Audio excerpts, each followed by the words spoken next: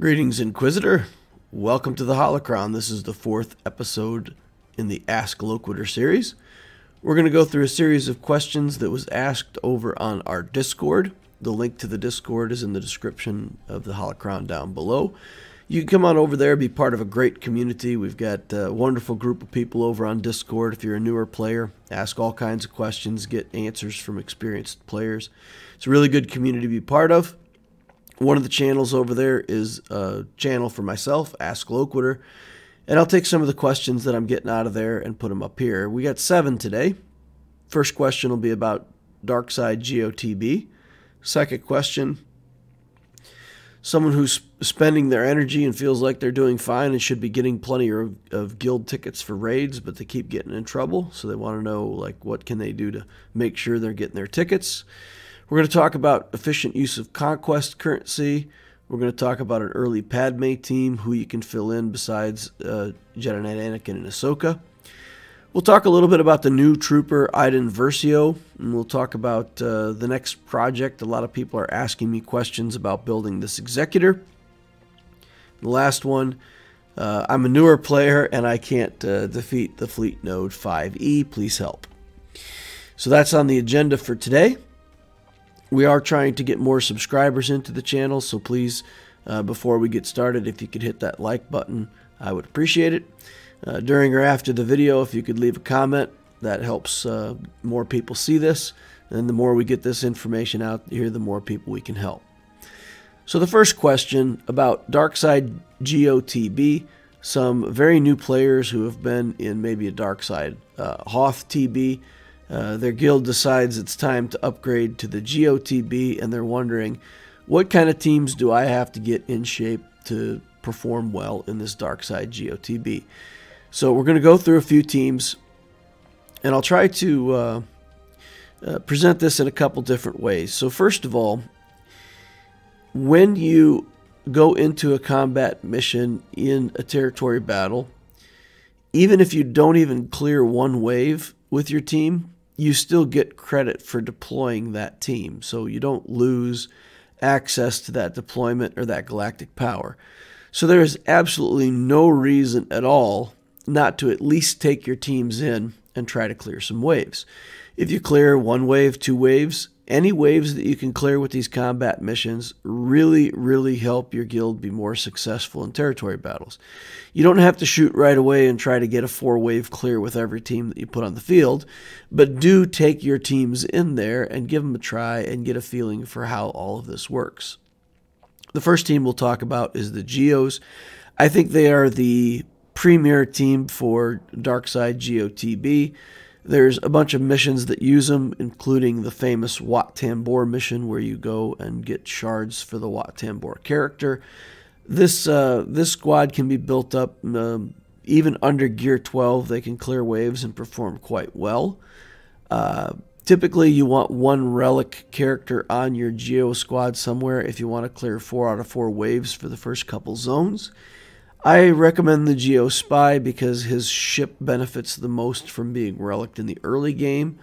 Later on, Sunfac, of course, is a premium relic for ships because when you get the Malevolence fleet, Sunfac is one of your starting 3, and to have him relic is beneficial. But early in the game, having that Spy relic, on my main account, I relic the Brood Alpha, and I found that having a relic Spy really made these combat missions easier than a relic Brood Alpha. Of course, that's up to any given player, but this little Geo team here is literally the minimum qualified gear for the Wat Tambor mission. Well, of course, we got the Zeta on the Brood Alpha, and we got the relic Spy, and that team does well, cleans up, clears a lot of waves in the DD Geo TB. So any Geo team, get them going, build them up, put gear, put stars. They're a great team. And as I said, even if you can only clear 1 or 2 waves, it's still very beneficial to do that. So get your Geos in there, practice. If your guild is doing live streams where you can get in and watch other people play, that's also something fun to do. Troopers are the next team that I think is very easy to build a low galactic power team that's very effective. course, the team that I have picked here is Veers, Piet, Stark, Gideon, and Range Trooper, and 3 of them are Relic. That's because on this account I have done the Journey for Sith Eternal Emperor, so I got those characters. But again, this is a team where only one of these troopers really needs to be relicked for you to be able to already clear a bunch of waves. If you're a very early game player, I think Moff Gideon might be the best first relic. Anyway, you need a relic who isn't Admiral Piet. With these troopers, you want to do Imperial Ambition. You want to link a trooper to him so that every time he does a basic attack, he calls a random Empire ally to assist, and then allies with inevitable failure just are called to assist. So you use the Imperial Ambition on your biggest damage dealer, so your big damage dealer has to be a relic character who is not Piet. So you link him up, and then every time he does a basic attack for any reason, he'll call that character to assist. With Range Trooper in here, you'll be getting assists called from various characters. So anybody might call Piet. Piet will call the big damage dealer. And the troopers just get the turn meter train going. And once you clear the first wave, you can often just ride that through the second wave. And, maybe on the third wave, your troopers aren't big enough to beat that. But you can clear a couple waves with pretty mediocre troopers. Need to commit the Zeta to Veers, need to commit the Zeta to Piet. And, one relic character makes a huge difference. But yeah, without having a full relic team or going too crazy, you can definitely clear waves with the trooper team. Empire team, same way. Vader is the only one that absolutely needs to be relic to make this team tick. You can get in there with him. And in some of these waves, they actually have 6 characters. If there's 6 things on the board, Darth Vader can actually chain from one merciless massacre into the next under the Palpatine lead. A lot of people now have this Mara Jade from the recent event. So you could put her in the team, Grand Admiral Thrawn if you have him, things like Moff Tarkin if you've got the Executrix fleet up and running. So you can fill this in with other characters at various levels. And again, Darth Vader is the character that you really want to be the heavy hitter.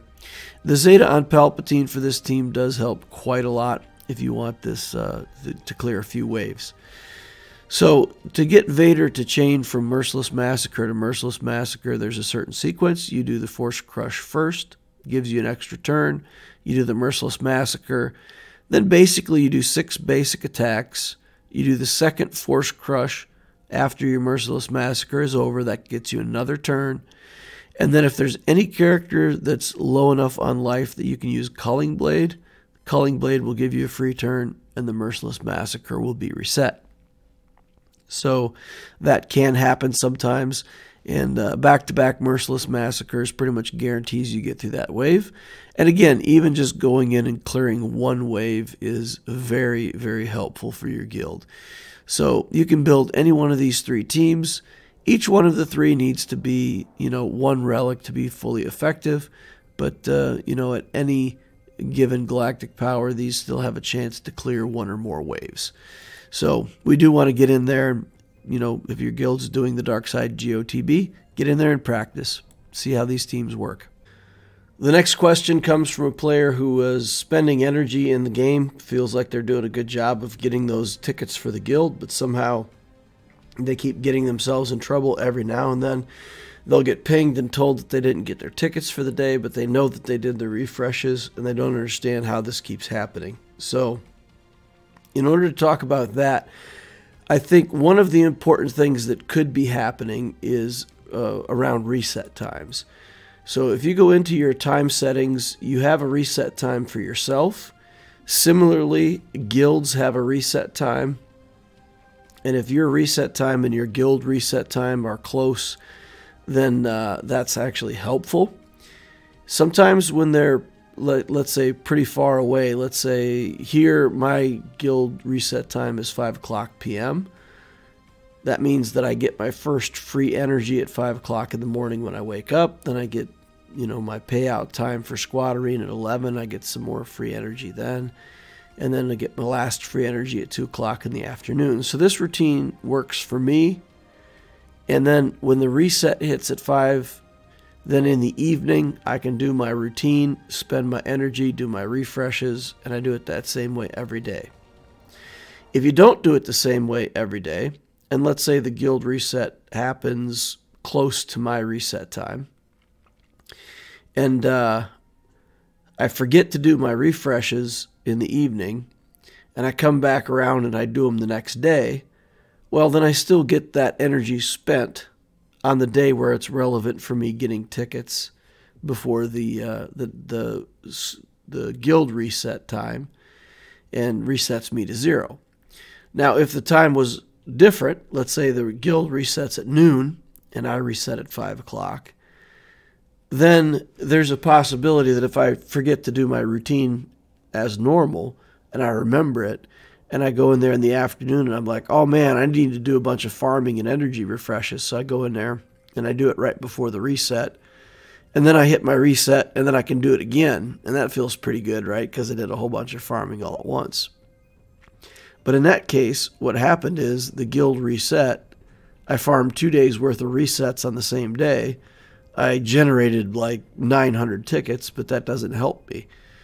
And the prior day, I missed it. I didn't do my energy refreshes and get enough stuff spent to get my tickets the day before, and the guild reset long before my reset. So that's what can be happening. If you don't do your stuff in the same way every day, you could be before or after the reset. All right, for the next question, we're going to talk about the most efficient use of Conquest currency. When the Conquest stuff first came out, if you were working on hard mode, you really had to save up all of your Conquest currency, purchase the character shards out of the vendors as you went through in order to unlock that character during the very first 3 rounds of Conquest. For people who are in hard mode now, if you're not looking to get that character right away, you can save up that currency and wait until the next round and still get that character in the next round. They'll be in the boxes for the next round, so it's not too much of a problem. So unless you're really chasing to get that character in the first 3 rounds of that Conquest, you can wait. So once you've got that currency, the very best thing to do with it is to buy these Gear 12 and Gear 12 Plus pieces that are available out of the vendors. So this is what's called the Gear 12 piece, this gold piece that's on the left-hand side of the character, and the 12 Plus pieces are the ones over here on the right side of the character. So these, for example, are available out of the shop at a cost of 15 currency per gear shard. So you can buy 75. You can buy 5 of these for 75, 10 for 150, or in some vendors 20 for 300 Conquest currency. For the stuff that's over on this side, it's 12 currency per equipment shard. So 120 of them will buy you 10, 240 of them will buy you 20, for example. So if we look at Commander Ahsoka Tano, for example, she's available in the shop right now. It's a character that I'm trying to build on this account, and we can compare the value of those two things. So we'll see if Kat's available out of the shops, and she is available for $475 from the Conquest store, or she's available for 600 crystals. So for this $475, that would have been 2 purchases at $240. It's roughly $480, about the same. And that would represent 40 pieces of the Gear 12 versus the 5 shards that you could get for 600 crystals. So what we have to determine is which is a better value if we want to buy those out of the shop for currency versus crystals. So then we go over, we take a look at this gear, and we say, how much would it be if I bought this for crystals? Here you can see 25 is 750, 50 of them is 1500. That means that for 40 of them would be roughly 1200 crystals. So for 40 pieces, for the exact same currency, we could get 5 cat shards or 40 of these. So the best thing to do is buy these out of Conquest because then with the 1,200 crystals you have left over, you can actually acquire 10 cat shards for crystals. So you buy the cat shards with crystals, you buy this equipment with the Conquest currency. Similarly, for these Gear 13 Plus pieces, their value in crystals is quite high as well. You see for 50 over here, it's 1,750. So for 40, it would be around 1,500. So these pieces, for their respective prices, are a very good deal out of Conquest. That's definitely what you should be buying. These gold pieces out of whichever scavenger has them, unless, as I said, you need those purchases in game to unlock it with the first round, and you really want to do that. Next question: I'm building Padme early. Jedi Knight, Anakin, Ahsoka obviously are fine. I don't have the Raid Kenobi to go in there yet. I don't have a C-3PO. I don't really want to put R2-D2 in there. I'm stuck. Like, what other stuff can I put into my Padme team early? So my recommendation, if you build an early Padme, there's a couple characters that you can grab. Fives is a shop character. He's real easy to put together. Rex is not that hard to farm up. So you can actually put Rex and Fives as the other two characters into your Padme team early game. And Fives is reasonably tanky. He can do some stuff. Or just live long enough to get courage stacks and make that useful in the battle. And Rex, if he's allowed to live, of course, he'll get that aerial advantage off sooner or later. There's only 2 clones taking turns, so this doesn't build up to huge effect early, but it can be quite effective in a Padme team. Because of the sustainability, some of the battles go long. And after a few rounds, you know, Rex can get off some pretty good aerial advantages. And clone team is something you're going to want to build on almost any account anyway. So it's definitely never going to be a waste of resources to build those guys. So if you're stuck on Galactic Republic Jedi, Qui-Gon Jinn teams taking those up, you don't know what to do for your Padme team, just put a couple clones on there at the start. That's an easy way to fill the team with useful characters that you're going to want someday anyway. Question number 5. Does Iden Versio replace another trooper? Do we just go ahead and put her into the trooper team right away? So the answer is, in PvP, yeah, you may be able to make use of Iden Versio right away with her ability to go first. Maybe she'll help your trooper team be able to beat teams that it couldn't normally beat. So get her gear up a little bit, even at 3 stars, play around with it, see if you can make that work to your advantage with her ability. That's fine. She doesn't replace the trooper as far as a character, though. Remember, these troopers are very good in assault battles. They're good in a lot of PvE stuff, and that often requires you to have 7 stars to even participate.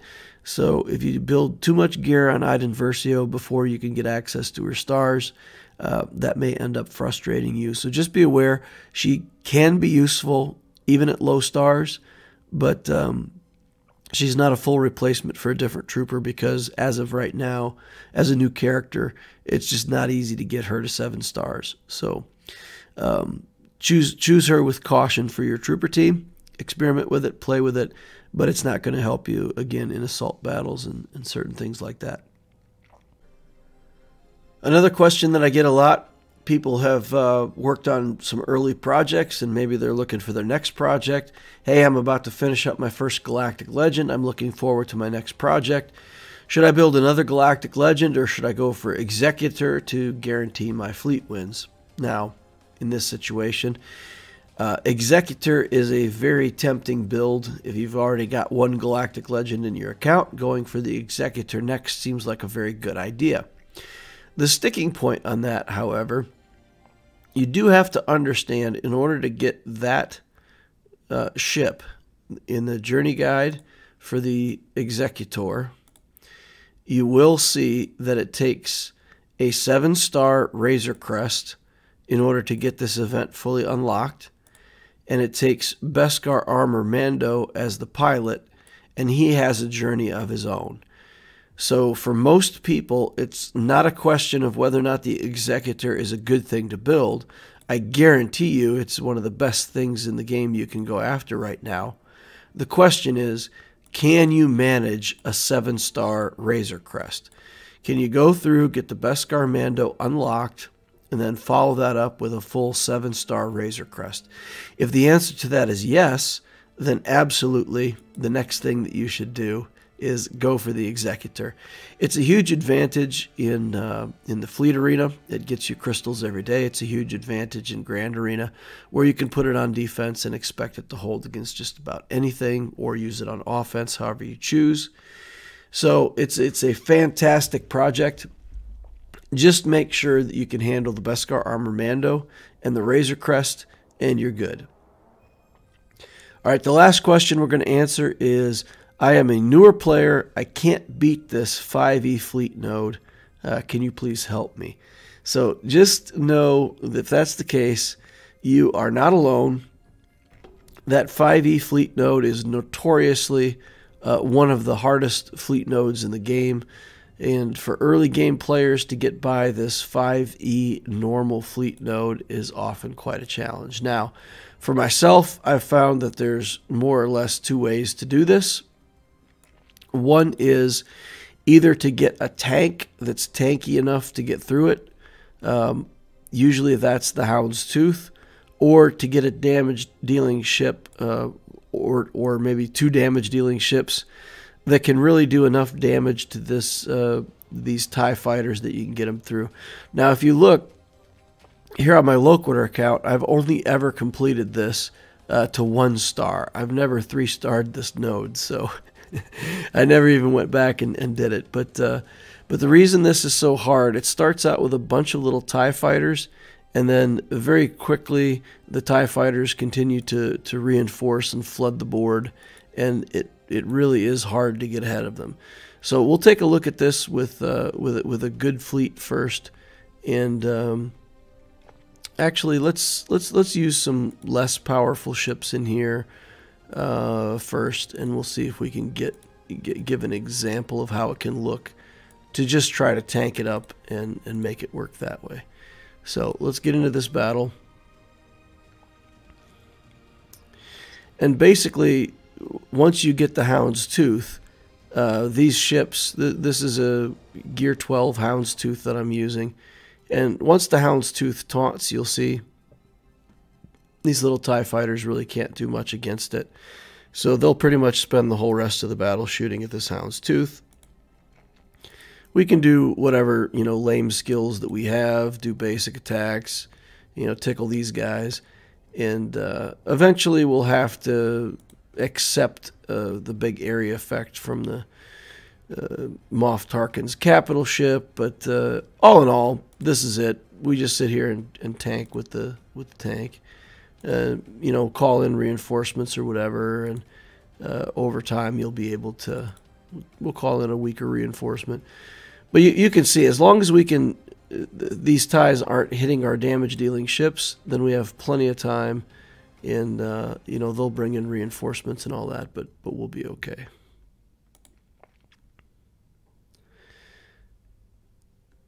So that's it. That's one way to beat this. And the other way is then to have enough damage that you just come in and you pound these little ships into the dirt. And we'll try to do an example of that here as well.